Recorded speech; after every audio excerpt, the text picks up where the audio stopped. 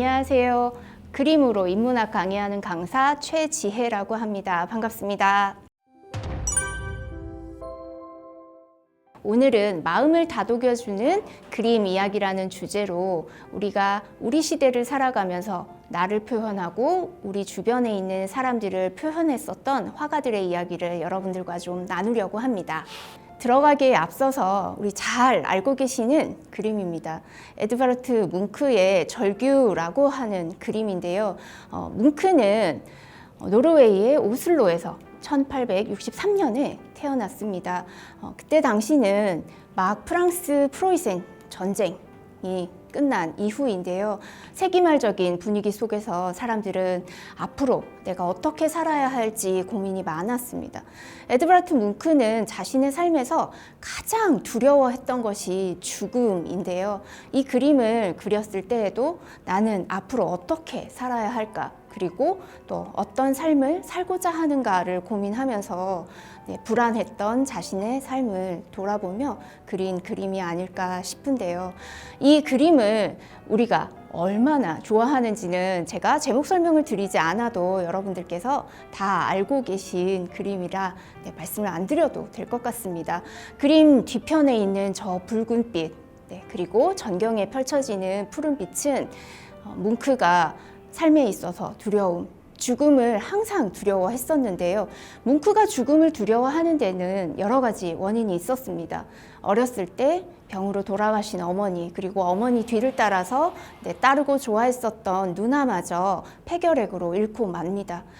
삶이란 계속해서 죽음을 향해 가는 건 아닐까라는 두려움을 가졌던 뭉크는 끊임없이 죽음과 싸우는 자신의 내면을 그림으로 담고자 했었는데요.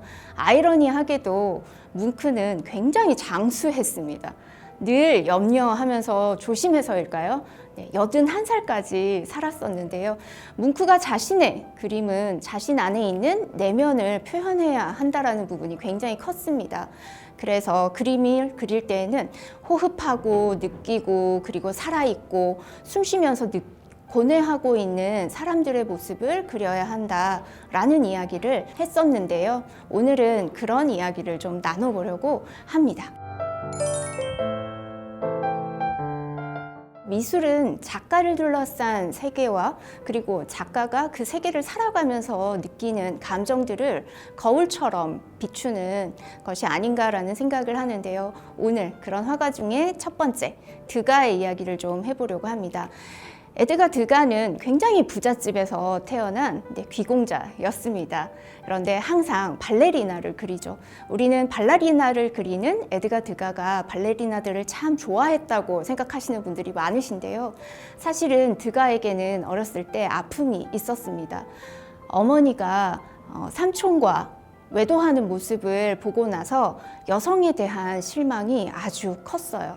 그러다 보니 여자들에 대해서 좀 회피하는 마음, 미워하는 마음이 컸었고요. 그런 마음들이 현실 속에 있는 여자, 미화되는 여자가 아니라 삶을 살아가는 여자를 그릴 수 있도록 또 새로운 시선을 열어주는 화가이기도 했습니다. 제가 가장 좋아하는 그림인데요. 앱상트라고 하는 그림입니다. 이 그림에서 굉장히 신기한 점 혹시 여러분들 찾으실 수 있으시겠어요? 네, 요즘도 이런 일은 잘 없습니다. 이걸 만든다면 사람들이 유레카를 외칠지도 몰라요. 테이블에 다리가 없습니다. 이 앱상트라는 그림은 저 중앙에 있는 여성, 저 여성이 얼마만큼 오늘 고단하고 힘들었는지를 표현하기 위해서 과감하게 테이블 다리를 없앱니다. 어떠세요? 저 다리? 가끔 우리도 그러지 않나요? 퇴근하고 나서 너무 지쳐서 집에 왔을 때 소파에 혹은 침대에 털썩 앉아서 다리에 힘을 쭉 빼고 늘어져 있는 모습이요. 그 모습을 그림 속에 담은 그림인데요. 저 에드가 드가의 앱상트는 저 여인은 직업 여성입니다. 그래서 일 후에 지친 표정, 그리고 일하고 나서 오늘 하루의 고단함을 달래는 아주 독한 술, 앱상트를 마시면서 자신의 하루를 위로했던 게 아닌가 싶은데요. 여러분들은 살면서 내가 어떤 때 힘들고 그 힘듦을 다루는 방법이 어떤 것들이 있으세요? 저도 저 여인처럼 가끔 집에 가서 피곤하면 맥주 한 캔 딱 딸 때 캬 소리 나는 그 기분으로 저도 한 잔씩 하고 나는데요. 여러분들은 어떠실지 또 궁금합니다. 드가는 이런 그림만 그린 건 아니었습니다. 앞서서 말씀드렸던 것처럼 발레리나를 참 많이 그렸죠. 이 그림은 제목은 오케스트라 뮤지션입니다. 실제로 이 그림의 제목처럼 전경에 펼쳐진 사람들은 지금 공연장 앞에서 연주하고 있는 뮤지션들인데요. 그럼에도 불구하고 제목과 상반되게 빛을 받고 있고 아름다운 느낌이 드는 건 무대를 마치고 관객들을 향해서 인사하고 있는 발레리나의 모습이 아닌가 싶습니다. 근데 저 모습을 보면 어딘지 모르게 발레리나의 앞에 있는 악사들의 모습이 그녀의 어두운 그림자를 나타내고 있는 건 아닌가 싶은 생각이 드는데요. 아주 유명한 그림입니다. 발레 수업이라고 하는 드가의 그림인데요. 이 수업은 발레 수업을 받고 있는 학생들의 모습을 담고 있습니다. 요즘 우리 학생들이 수업 갈 때, 학원 갈 때 엄마들이 다 데려다 주시죠. 이 그림 속에도 저 뒤에는 엄마들이 수업의 장면을 보고 있는 모습이 있습니다. 그런데 엄마들이 꼭 수업을 잘 받고 있는지만 살펴보고 있는 걸까요? 이 시대의 발레리나는 사실은 직업 중에서도 아주 낮은 직업에 속했습니다. 가난한 사람들이 하는 무용이었습니다. 그러다 보니 가난한 딸들을 통해서 조금 더 풍요로운 삶을 꿈꿨던 엄마들이 저곳에서 수업을 관찰하기보단 우리 딸에게 더 좋은 스폰서를, 후원자를 찾기 위해서 저 자리에 나와 있는 겁니다. 우리가 현실은 아름다워 보일 수 있지만 그 이면에 있는 모습들은 조금 애달플 수 있다라는 표현들로 이야기할 수 있을 것 같은데요. 이 그림 속에도 비밀이 숨어져 있습니다. 무대 위에서 리허설하고 있는 발레리나들을 표현하고 있는데요. 여전히 발레리나들은 아름답습니다. 그런데 저 뒤편에 의자에 앉아 있는 두 남자가 혹시 보이시나요? 바로 이 장면입니다. 아주 거만하게 의자에 기대어 앉아서 발레리나들을 바라보고 있는데요. 이 사람이 누구냐? 바로 발레리나들의 후원자입니다. 그래서 나의 발레리나를 누가 다른 사람이 채가지나 않을까? 노심초사하면서 그 자리에 나와 있는 모습인데요. 이렇게 누군가가 바라보고 있고 감시당하는 느낌을 받으면서 공연을 했다는 건 썩 즐겁고 유쾌한 일은 아니었을 겁니다. 그렇지만 드가가 이들을 아름답게 표현해주고 또 이들 내면에 숨겨져 있는 아픔들도 함께 표현해줬기 때문에 발레리나들은 또 즐거워하면서 또 신뢰하는 화가로 드가를 아주 좋아했었다고 합니다. 우리도 삶은 때때로 험난하고 어렵습니다. 우리가 SNS에 보여지는 예쁜 모습만 있는 건 아니니까요. 그럼에도 불구하고 그 힘든 고단한 하루 속에 문득문득 행복한 순간들이 있을 텐데요. 이 발레리나의 모습, 스타라는 제목입니다.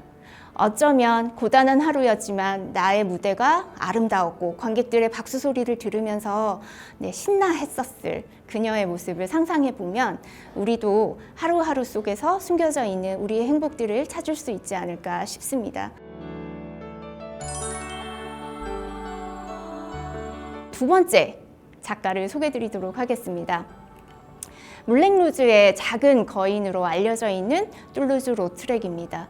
프랑스 남부의 알비라고 하는 도시에서 태어났는데요. 툴루즈 로트렉은 굉장한 가문의 아들이었습니다. 처음 태어났을 때 뿌띠비주라고 불리울 만큼 아주 귀여운 아이였다고 해요. 그런데 이 아주 예뻤던 아이가 선천적으로 병을 가지고 태어났습니다. 그러다 보니 가족들은 기대가 컸었던 만큼 또 그를 외면하고 모른 척 했었는데요. 그렇게 병석에 누워서 외면당하고 외로웠을 그를 위해서 어머니가 가져다 준 건 미술도구였습니다. 그리고 그는 자신의 친구들, 늘 주변을 지켜줬던 동물들의 그림을 아주 많이 그렸어요.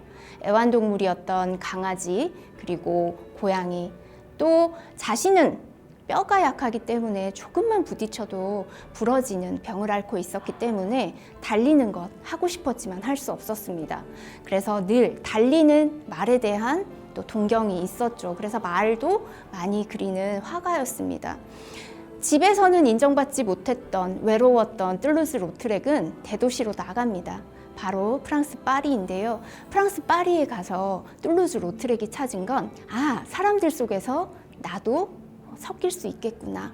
나도 사람들이 신기하게 바라보는 사람이 아니라 그들과 함께 숨쉬는 사람일 수 있겠다라고 한 건데요. 바로 그가 그런 공간을 찾은 곳은 물랭 루즈였습니다. 프랑스 파리의 몽마르트, 지금은 아주 아름다운 곳이지만 툴루즈 로트렉이 살던 1890년대에는 가장 화려한 거리였습니다. 밤의 거리라고도 할 수 있을 것 같은데요. 그곳에서 사람들은 앞으로 다가올 1900년대, 이 900년대를 기다리면서 모두는 설레기도 했지만 두렵기도 했습니다. 우리가 불안하고 두려울수록 왠지 쾌락을 쫓게 되는 순간들이 있는데요. 19세기 말에 프랑스 사람들도 같았던 것 같아요. 그래서 서커스라던가 혹은 유흥가라던가 이런 곳들을 찾아다니기 시작했고요. 툴루즈 로트렉은 그런 그림들도 많이 남겼습니다. 특히 서커스 장면들을 많이 남겼는데요. 서커스에서 사람들이 관심 기울이지 않았던 사람들을 주인공으로 삼는 그림들을 그렸습니다. 지금 보고 계신 그림은 서커스에서 말이 경주하고 있는 모습을 담고 있는데요. 그가 좋아했었던 동물을 담고 있죠. 그리고 역동적인 움직임이 담겨져 있습니다. 그리고 그 뒤편으로 지금 서커스를 관람하고 있는 사람들이 보이실 텐데요. 어떠세요? 저들이 즐거워 보이나요? 신나 보이나요? 제가 봤을 땐 다들 바라보고 있긴 하지만 어쩐지 약간 멍 때리고 있는 것 같은 느낌이 들 때도 있습니다.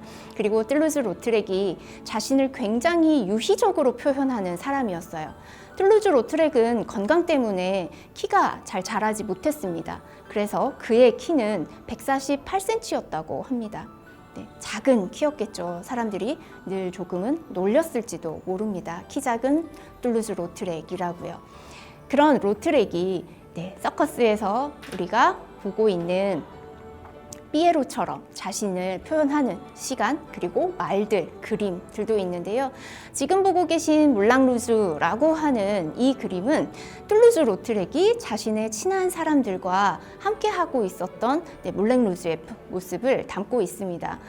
중앙에 테이블이 보이시나요? 그 테이블에 앉아 있는 사람들은 툴루즈 로트렉이 가깝게 지냈었던 지인들입니다. 그리고 이 중에서 누가 툴루즈 로트렉일까요? 툴루즈 로트렉은 자신이 테이블에 앉지는 않았습니다. 테이블에 앉으면 자기 키가 보이지 않잖아요. 그래서 그 뒤편에 걸어가고 있는 두 남자가 있는데요. 툴루즈 로트렉은 천재가 확실합니다. 왜냐하면 자기 키가 작다는 걸 표현하기 위해서 자기 바로 옆에 굉장히 키 큰 남자를 세웠어요. 물론 이 사람도 자신의 지인이긴 합니다만 자신의 조금은 컴플렉스 같고 사람들의 놀림이 될 수 있는 모습마저도 유희로 재미있게 표현하는 화가.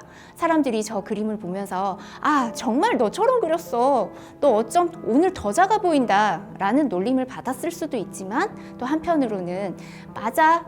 그런 나를 봐. 얼마나 세상이 나 같은 사람도 살아갈 수 있는 멋진 곳인지 너도 한번 즐겨 라는 표현으로 담고 있는 건 아닌가라는 생각을 저는 가끔 합니다. 툴루즈 로트렉을 아주 유명하게 만들어준 그림인데요. 물랭 루즈의 라굴리라고 하는 그림입니다. 그림이라고 표현하기엔 판화로 만들어진 것이고요. 이 그림은 물랭 루즈의 포스터였습니다. 물랭 루즈에서 이때 당시 가장 유명했던 댄서, 캉캉춤을 추는 댄서 라굴리를 주인공으로 하고 있는 그림인데요. 그 앞에 그려져 있는 어둡게 그려진 남자는 댄서였던 발랑탱이라고 합니다. 그래서 저 그림이 담고 있는 건 뭘까요? 오늘 밤 물랭 루즈에서 라굴리와 발랑탱의 공연이 있을 거다. 사람들은 저 다리를 올리고 있는 라굴리의 모습만 봐도 오늘은 라굴리구나 라고 생각하면서 공연장을 찾았다고 하고요. 툴루즈 로트렉은 물랭 루즈에 작은 거인이잖아요. 늘 그곳에 있는 공연하는 배우들의 모습을 담기 위해서 물랭루즈 사장과 뒷거래를 했다고 합니다. 물랭루즈에 들어가려면 입장료를 내야 하는데요. 툴루즈 로트렉은 내가 공짜로 그림 그려줄 테니까 나 언제든지 들어가게 해줘 라고 딜을 했다고 하고요. 사장은 그걸 받아들였다고 합니다. 그래서 툴루즈 로트렉은 물랭루즈에 대한 포스터 그림을 많이 그렸었고요. 또 그 이외에도 몽마르트 언덕에서 공연하는 많은 배우들의 모습을 담았다고 합니다. 지금 보고 계신 포스터 제인 아브릴입니다. 이 제인 아브릴에게 라굴리가 자신의 자리를 빼앗기게 됩니다. 라굴리가 자리를 빼앗겼던 이유 중에 하나는 거만한 태도와 오만함 때문이었는데요. 사람들이 조금씩 멀리하게 되면서 그 자리를 제인 아브릴이 대신하게 됐는데, 이 제인 아브릴은 원래 조금은 어두운 표정 그리고 자신을 춤을 출 때 집중하는 모습이 인기가 많았다고 하고요. 여러분들 영화 물랭루즈 보신 적 있으세요? 거기에서 니콜 키드만이 맡았던 연기가 이 바로 제인 애브릴에 대한 이야기였습니다. 네, 제인 애브릴은 굉장히 지적인 여인이기도 했다고 해요. 그런 모습들을 툴루즈 로트렉은 담고자 했습니다. 그녀의 가장 아름다운 모습으로요. 그리고 툴루즈 로트렉은 이런 화려한 모습만 담고 있었던 건 아닙니다. 툴루즈 로트렉에 있어서는 침대 시리즈가 굉장히 유명하고요. 그가 공연장에서 공연하던 댄서들과 또 매춘가의 여인들을 그린 그림은 사파로 굉장히 많이 남아 있습니다. 이 침대 위의 두 여인은 바로 제목에서 느껴지시듯 포기라는 이름인데요. 우리 삶에서 때로 내가 가지고자 했었던 꿈과 희망이 사라지더라도 우리는 우리 일상을 살아가야 하는 모습을 담고 있는 건 아닌가라는 생각이 듭니다. 그리고 이 그림, 거울 앞에 서 있는 여인인데요. 여러분들은 어떠세요? 화려했던 무대 뒤에서 내려와서 내 방에 돌아왔을 때 거울 속에 비친 있는 그대로의 나를 바라보는 것. 때로는 있는 그대로의 나를 바라보는 게 쉽지 않을 수도 있습니다. 그렇지만 우리는 그런 나를 바라보는 걸 포기할 수는 없겠죠. 그런 모습을 아련한 뒷모습, 전혀 무언가 가식이 담겨져 있지 않은 듯한 모습으로 서 있는 여인으로 말하고 있는 건 아닌가 싶습니다. 지금까지 우리는 19세기 말에 아름다웠었던 풍경, 사람들 속에서 자신을 드리워내고 또 사람들의 있는 뒷모습을 보여주고자 했었던 화가 두 사람의 이야기를 함께 나누었습니다. 앞으로 다음 시간에는 자신을 실제로 세상에 드러내려고 했었던 화가의 이야기, 그리고 삶의 행복을 지속해야 한다라는 의미를 그렸었던 화가들의 이야기를 좀 나눠보려고 합니다. 지금까지 경청해 주셔서 감사합니다.